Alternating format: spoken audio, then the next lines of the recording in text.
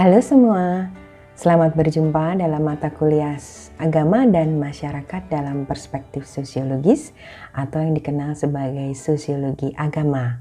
Saya Lucia Rati Kusuma Dewi, dosen pengampu mata kuliah ini. Dalam video pembelajaran kita kali ini, kita akan mendiskusikan tentang sekularisasi dan desekularisasi.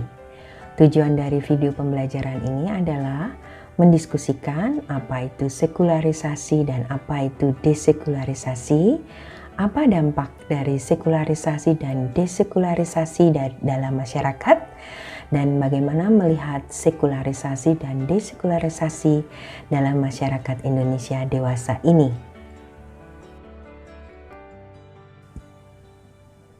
Oke, kita akan mulai membahas apa itu sekularisasi. Pada akhir abad ke-17 di Eropa telah terjadi perubahan sosial yang merupakan konsekuensi dari perkembangan masyarakat industri, yaitu sekularisasi.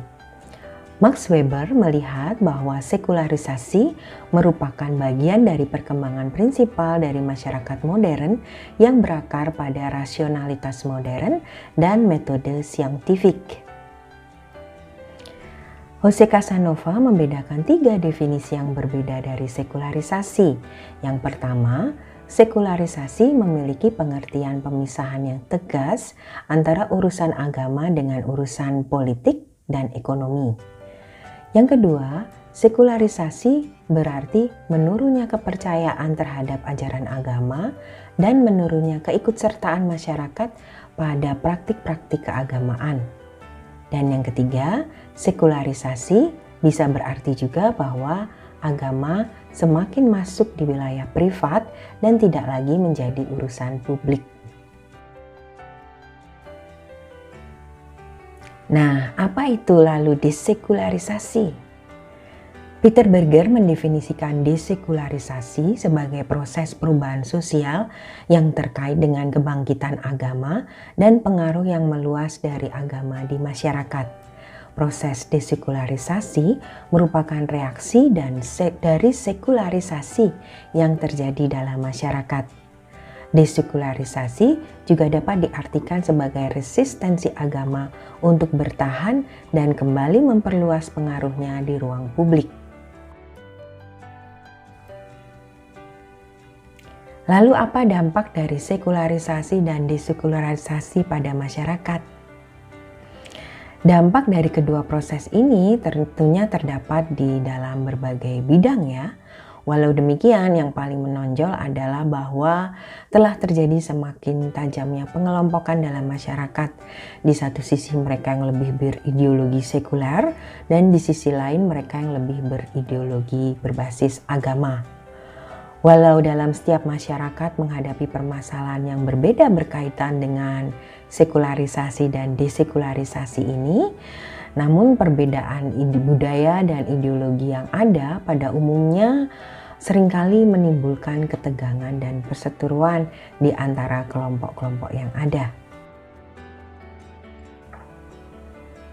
Nah, lalu bagaimana melihat sekularisasi dan desekularisasi ini untuk melihat masyarakat Indonesia dewasa ini?